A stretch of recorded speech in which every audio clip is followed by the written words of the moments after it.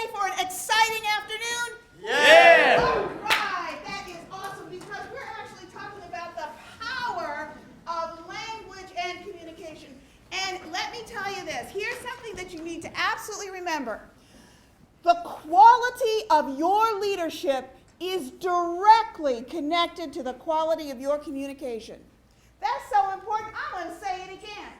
The quality of your communication is directly responsible, or the quality of your leadership is directly related to the quality of your communication.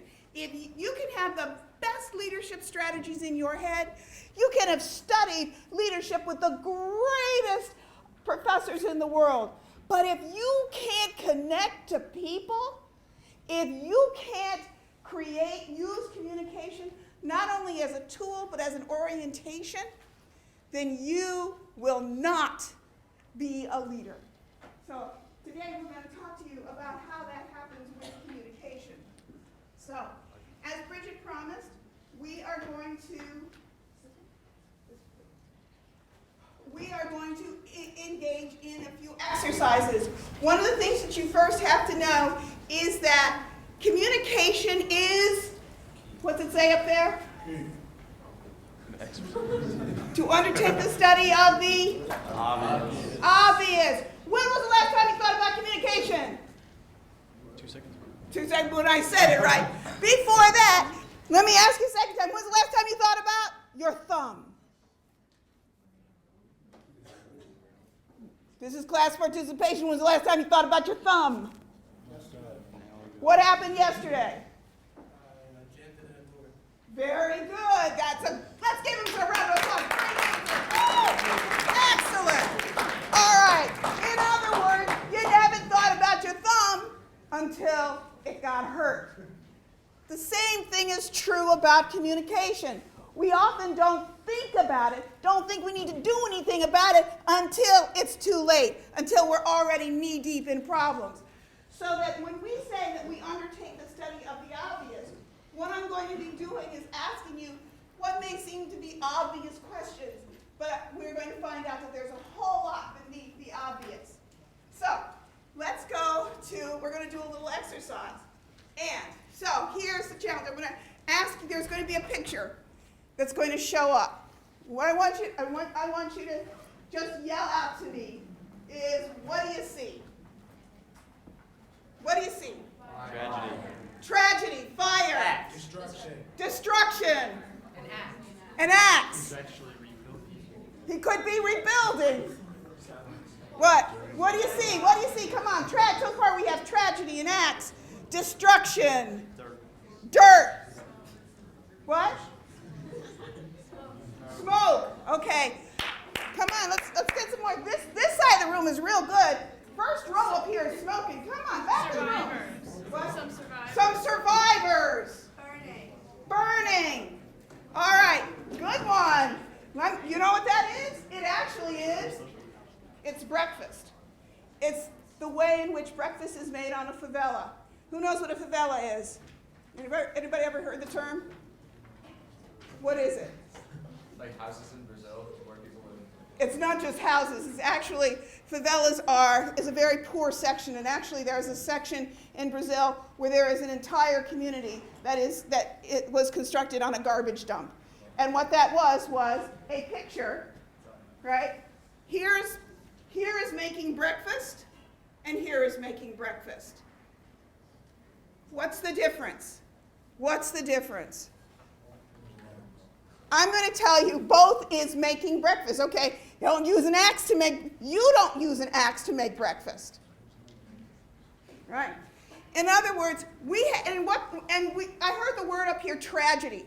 All right, when you have this, right, when you see this, there's everything in this that says tragedy to us. But what I'm going to ask you to say is, the last part, it says tragedy to who? Says tragedy to who? Us. Thank you. Michael, nice job. Right? Because the point is that you need to recognize that when you see something, you have to say, it looks like a tragedy to me. Now, when I say it looks like a tragedy to me, what I do is I open up the possibility that there is another explanation. What's the problem? Problems in communication occur not from what I do, not when I say I don't know. Problems in communication occur when I say I know, right? When I know something, that is a tragedy, right? Rather than saying that's a tragedy to me, is there another explanation? As a leader, now hang on to this. As a leader, you must be not, we're so often thinking that to be a leader, I have to be in a position to know, and I got to know everything. I guarantee you that is absolutely an orientation for disaster. As a leader, what you need to do is to know when you need to know more. Let's try another one. So what's this one? Trash. Trash. More. Come on. Just pump it out. Poverty. Bank. Poverty. People. Good. That's good. Keep it large. Keep it large. All right. Or other. Just other. First reactions. First reactions. Come on. Mud. Mud. Cars. What? Trash. All right. Next picture. What's that picture of? School. Kids going to school. Safety. Picture of children going to school.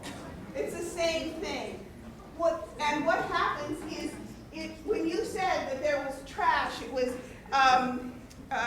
dirt. Those are, okay, everybody's with me, right? You have to understand, I really believe I'm the star of my own show. So if I hear side conversations, I really want to know what you're talking about because I'm that newsy. So if you want to keep it front, that would be really good. So when you see this, so the front one says, hey, we know that's school. We didn't know that the other one was school. And so the point is, why do we make these kinds of mistakes? And really what we're going to be talking to you is, as we go to the next slide, one of the things that we're going to be talking about is because reality exists, all right? Reality exists. Most of us, but in order for us, we can't know all there is to know. You guys already know this one, right? We know that there are more sounds going on in this room right now than just the dulcet tones coming from my voice, right? But that you use, anybody know the psychological term? What's it called when you just pay attention to me and not pay attention to the sound of the projector or the noises out in the hall? Selective attention. Very good, selective attention, right? That's another way, and here's, to give you a kind of graphic illustration of what that is that literally you have to put a frame around reality so that you can figure out what it is, right?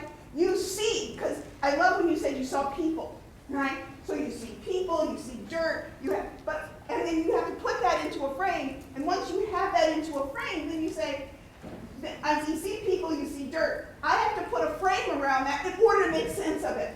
So I say poverty, right? Or I say danger, right? But that's not actually what I see. That's a conclusion that I've reached. All right? So as we keep going on, I have another, I want to talk to you a little bit more about this idea of framing. Framing is really to determine the meaning of a subject in order to make sense of it. So here's one of my favorite things. I'm from Cleveland, Ohio. We have any other people here from Cleveland? You're kidding. Cleveland rocks. All right, so you're not allowed to answer this question. What is this strip of grass right here, right, that exists between the sidewalk and the street? What do you call that? What do you call it? A lawn. How many of you have a name for that? What? What'd you say? Called the curb, okay. All right. From the Urban Dictionary, all right, mainly from the Urban Dictionary, I learned this is mainly a Cleveland word, so I was really glad to find that out. But that has a name. It's called the tree lawn. Now, so in other words, here we go on into reality, right? And why was this an issue? I told my husband when we first moved into our home in the suburbs of Pennsylvania, I said, look, we've got a lot of leaves on our tree lawn. Now, my husband's a college-educated man. a sensitive human being. He said, what the heck is a tree lawn? I've never heard of that. And then we got in this whole discussion. So what the point is that framing. And so that sometimes there are things in the world that exist.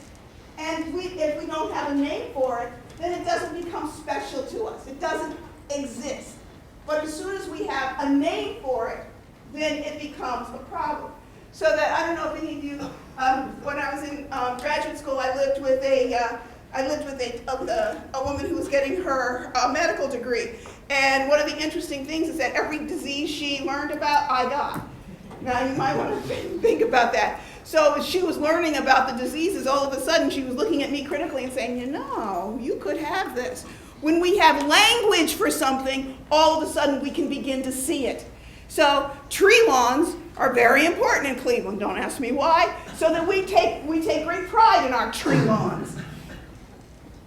If you don't see it, then it doesn't exist. Let's go to another one. So as we go on, but not only that, to hold a frame of a subject is to choose one meaning over another. If we look at the next slide, one of the things now, which would you select?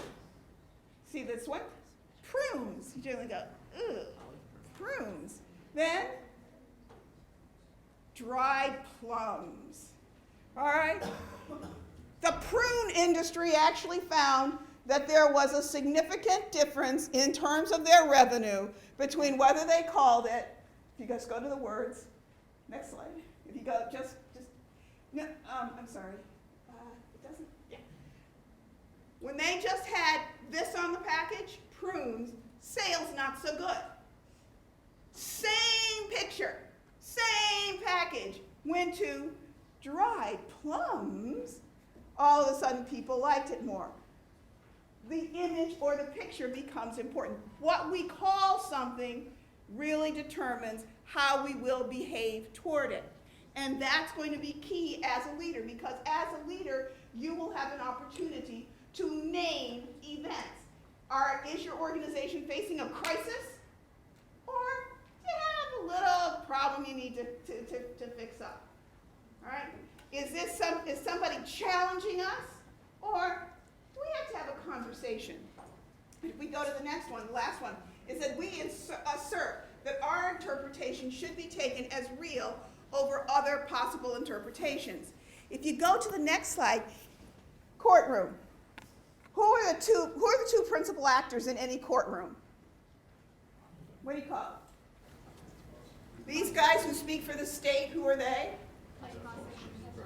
The prosecution. And the other guys are? The defense, right?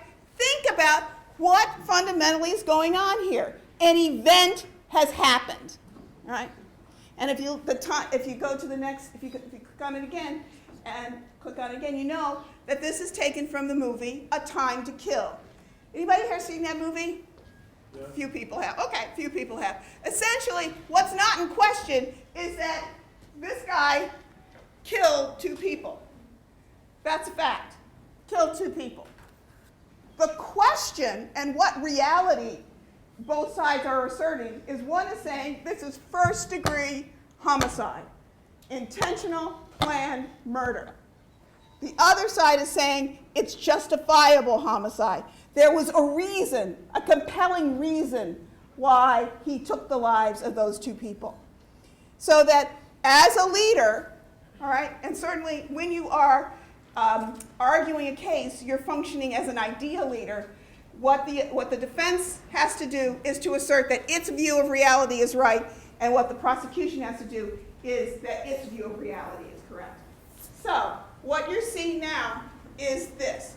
In many ways, language is so important.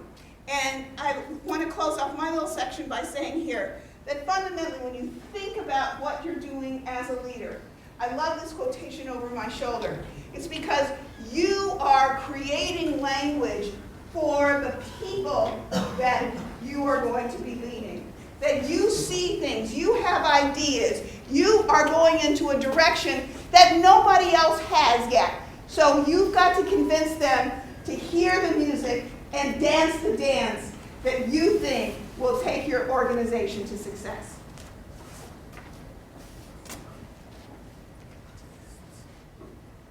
So we're now going to do another exercise that is going to get you thinking independently for a little bit and then get you into groups. Actually, we'll see if we're going to do the groups part.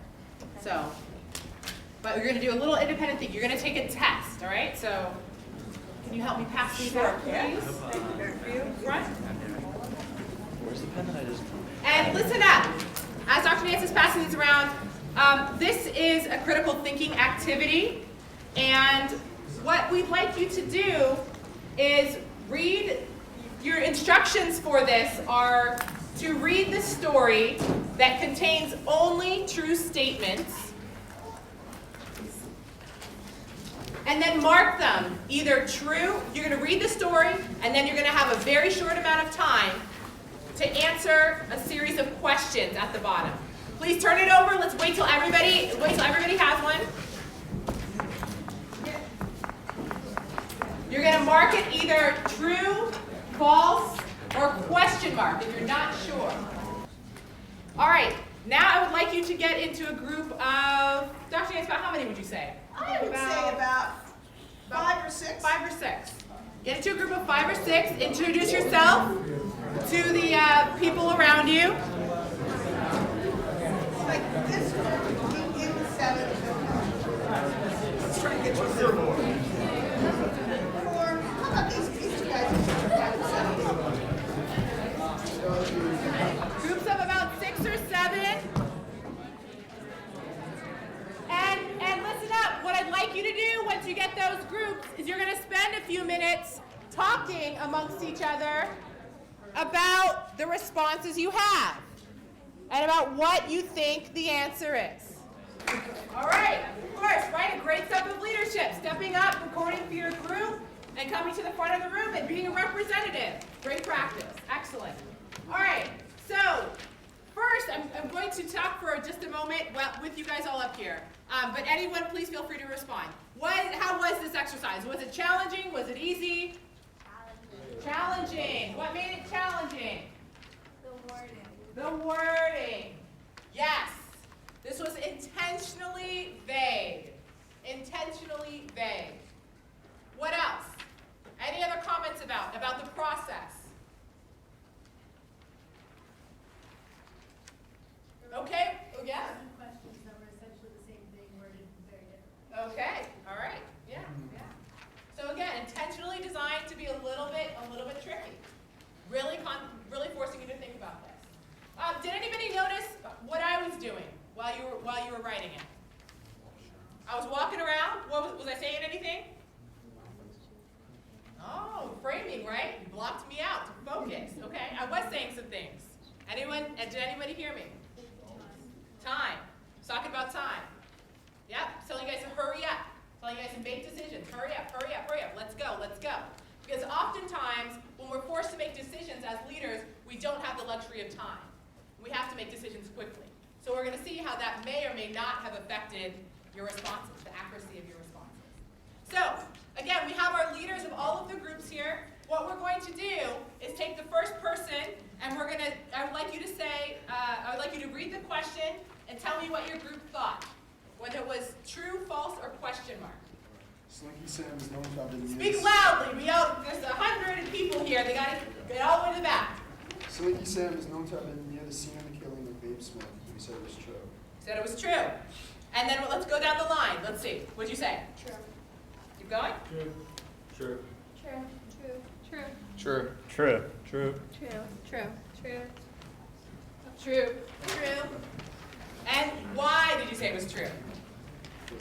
So. Because it says so. Because why? That's literally what it says. Okay. And the answer to that is true. Let's give them a round of applause. Now I'm going to ask you what's true. Peter, I would like you to go to the end, and then we will have our next person read the next question. If you would read number 2, please. And tell us your name. I'm sorry, tell us your name. Stephanie. Stephanie, thank you. All 6 of the rounded up gangsters were known to have been near the scene of the murder. I said true. True. True. True. True. True. True. Question mark. Question mark. True. Question mark. False. Question mark. True. False. Okay. Why did you say it was true? Because the second sentence says all of them are known to have been near the scene of the killing at the approximate time that it occurred. Okay. So, yeah. So all of them were known to be at the scene of killing at the time. Okay. Now let me hear from somebody who said it was false. Who said it was false? All right. Why did you say it was false? Because it never says that it was a murder. Apparently, that's my group things. Okay. All right. You guys. So that's not you. That's your group. Yeah. All right. Do leaders? How do leaders respond? Do they defer to their group? Do they stand on their own? What do they do? I mean, I would have put true. Okay. All right. But you went with group consensus. Okay. All right. So that's a leadership. That's a leadership quality. Going with your group. Question mark. Who said question mark? Please tell us why. Because it says murder instead of killing, and we don't know if it's necessarily a murder, and it could have been a murder, so therefore we put a question mark. Okay. And your group? Yeah, pretty much what he said, just that we didn't say, we saw the murder, so we're not exactly sure whether it's a killing or a murder, but we didn't say false because it still could be a murder. Uh-huh. Yes. So the answer to this one is question mark. Yes. What were the two question mark groups? We had question Yeah, a few. We had question mark, 3 question mark groups. Let's see the hands of all those people who said question mark. Round of applause. All right. Very good.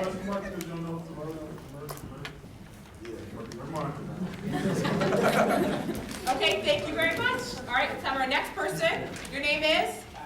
Alex. Thank you for being up here and reading the next question. Only Slinky Sam as he's pleaded guilt. He said question mark. Okay? Question mark. Question mark. False. Question mark. Question mark. Question mark. Question mark. False. False. Question mark. Question mark. Big Mike, what do you say? Question mark. Question mark. True. Okay. And so why did you say, well, let me go with a true and false, because that's more definitive. Who said true? Why true? Because it said Slinky Sam has positively been cleared of guilt. Okay. But But what? I guess he maybe, I don't know, I'm confused. Okay. All right, let's see, wait, I'm sorry, you said true, so who said false? All right, why did you say false? Which one? Yes, you. Okay. We said false because of the word only, because we don't know if there was other ones that were cleared of guilt. Okay. Okay. Other people said false? You said false? Yeah, we said for the same thing, so. Okay. Okay. All right. Well, the answer is question mark because he could have been. I think, but you guys bring up a good point, right? So he was cleared, but we don't know if he was the only one cleared, right? So he was cleared, but that doesn't necessarily mean that others could not have been cleared. But I understand. It sounds like that's kind of the rationale that you all used in putting false as well. Correct? Yes? Okay, thank you, thank you. All right. All right, we're up to number 4, is that right? And your name is? Anthony. Thank you in advance for reading number 4. All 6 of the rounded up suspects were near the scene of Smith's killing at the approximate time that it took place. And your response is?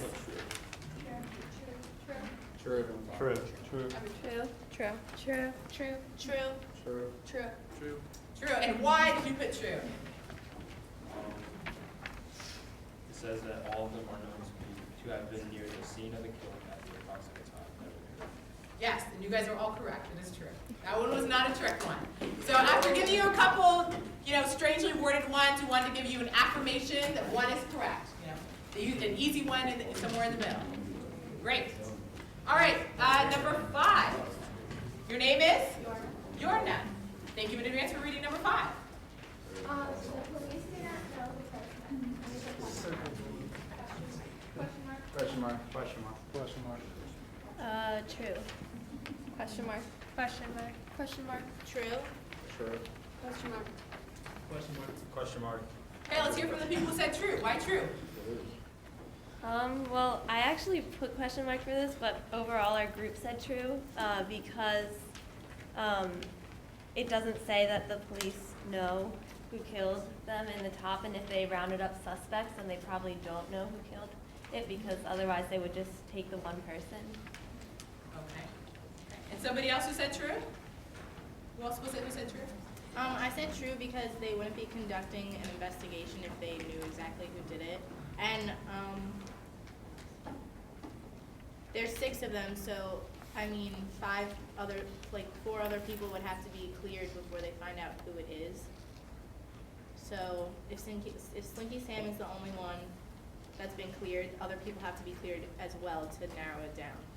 Okay. All right. So let's hear from somebody who said question mark. Let's hear from, say me your name. Jordan. Okay, Jordan. We said that, like, if you don't know if anyone else has been cleared of guilt, so you don't know if the police have actually figured out who's done it. Okay.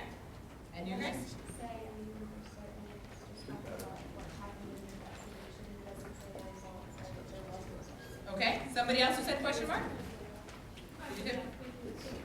Okay. Anybody else who said question mark who said something different? So what are you guys thinking now? You think it's true? All right. You think it's question mark?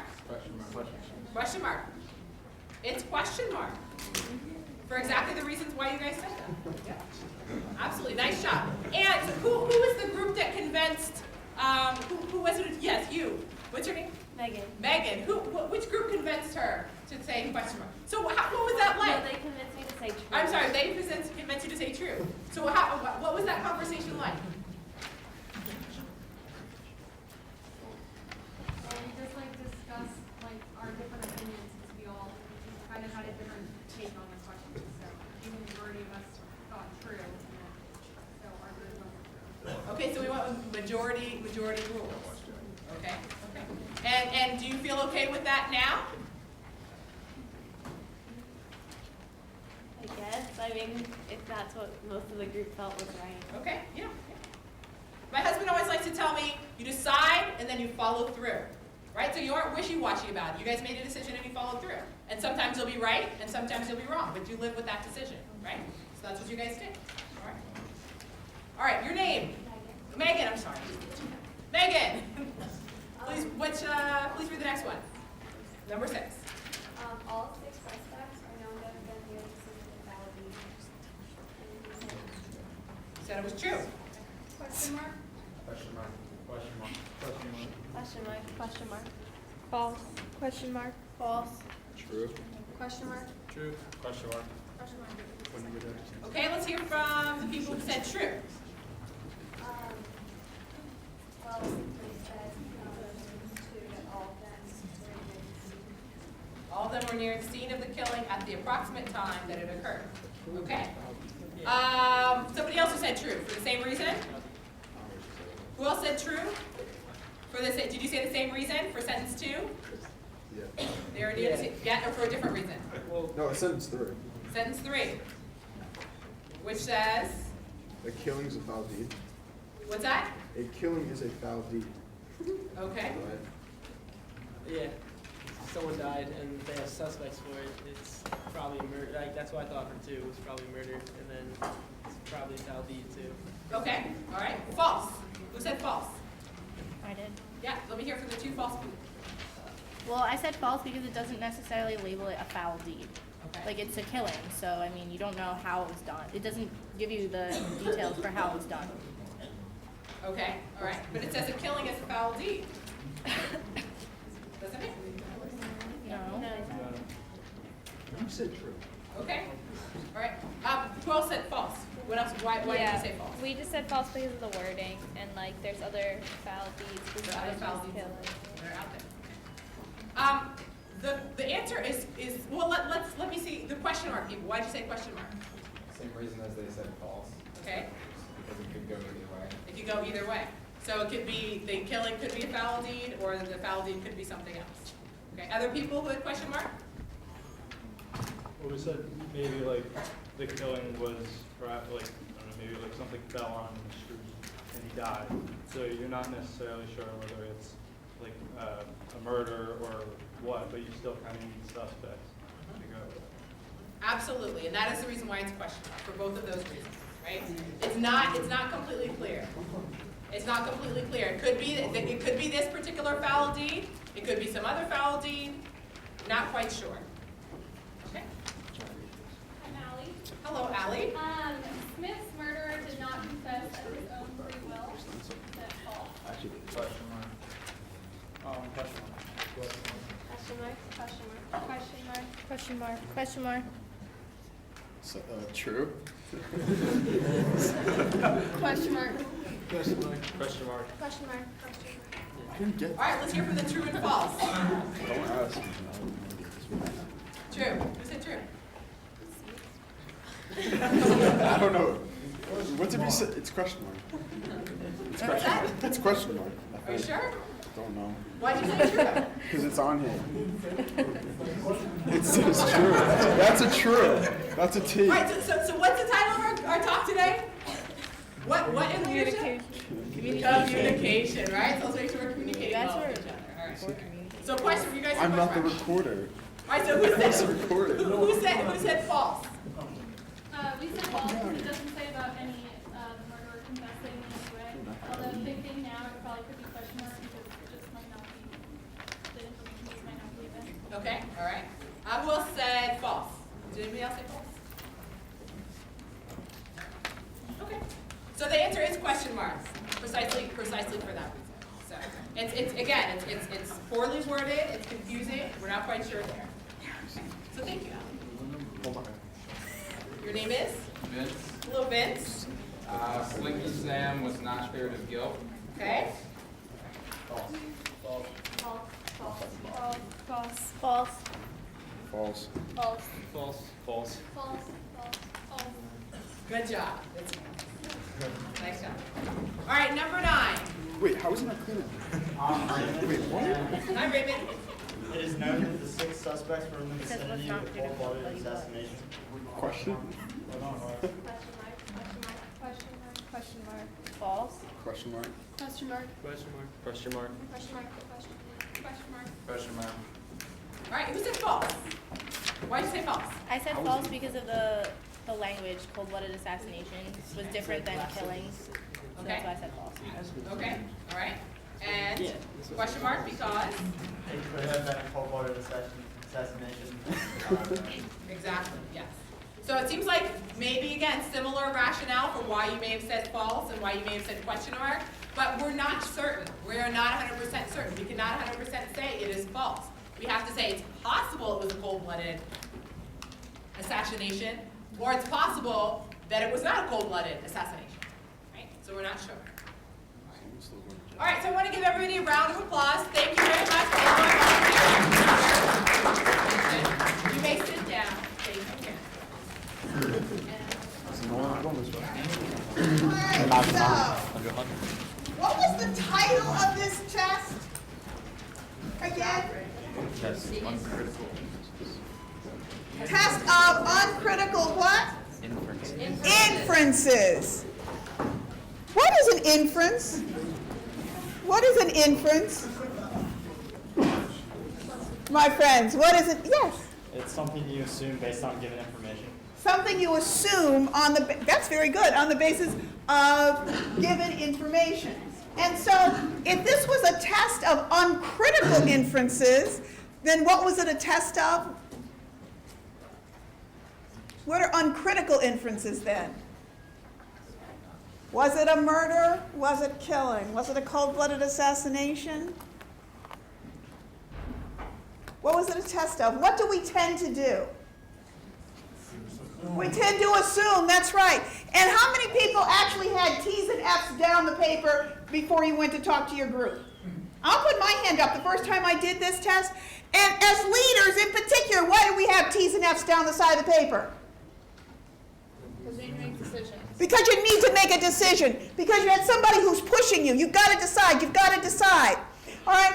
And actually, sometimes the wisest thing to say is that you don't know. So that when we take a look at this, we actually, if we think of, there's a difference between what we call observations and inferences. And I want everybody to direct their attention right here. Gabby. Gabby, okay, don't move, go back exactly how you were saying. All right, so, eyes on Gabby, no pressure. Gabby has her right hand, has her right hand on her chin. She has her left hand on her arm. Observation or inference? Observation. Observation. Gabby is comfortable. Inference. How do I get from Gabby has her right hand under her chin and her left arm crossed? You can move now, sweetie. Okay. All right. How do I get from that to Gabby is comfortable? Assumption. Assumption, but what do I? You would feel comfortable if you go like that, so you say she's comfortable? Beautiful. So that when we make inferences are based more on, did it tell you more about Gabby or did it tell you about me? It tells me about me. So every time you make an assumption, you are filling in the gaps of reality based upon what you know, based upon what you experience. So you're right. So this is the way I sit when I'm comfortable, right? But one of the great things is that you guys are going to live in a world that my generation cannot imagine. You're going to be interfacing, excuse me, with people all over. I teach in the EMBA program, the Executive MBA program, and some of the leaders actually manage groups that are not even on this continent. So that some of the assumptions that we make, some of the ways that we fill in the gaps of reality could indeed be wrong. So what's the problem? The problems, what we have to know is that problems in communication occur when we treat our inferences as though they are observations. So that I say, you are disrespectful. Right? You are disrespectful. Tell me what I saw. Do you know? From that statement, you don't know. All you know is that I have put a label on a certain set of behaviors that I now call disrespectful.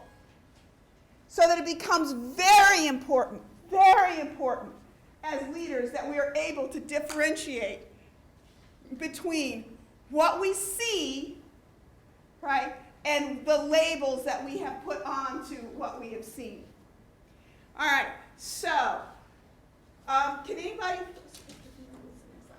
so as you're thinking about inferences, does anybody else have any other inferences that you can think of that you have experienced either in leadership roles that you've played here at Villanova or in leadership roles that you've played in high school? Have you ever had any inferences, any examples of inferences that went awry?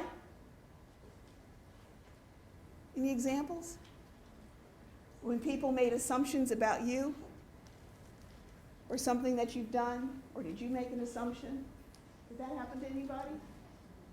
I can talk about some that I've heard my students in my classes talk about. I have a couple of students who are women in the science field, and they hear comments often that say, "Oh, aren't you an arts and sciences major?" And they say, "No, I'm engineering. No, I'm biology."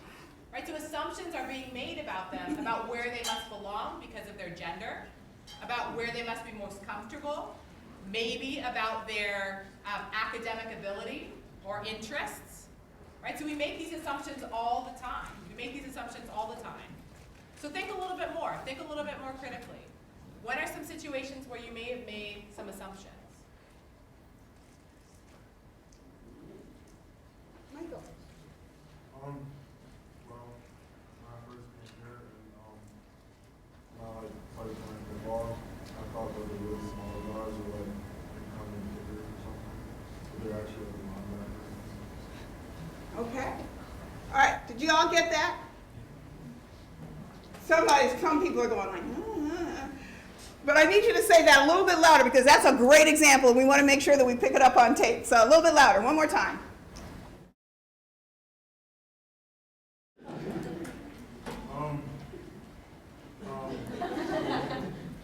When I first came here to play football, and I went to like my first practice, I thought that the other like incoming guys were like incoming kickers because they were so small. But then I realized that they were like linebackers.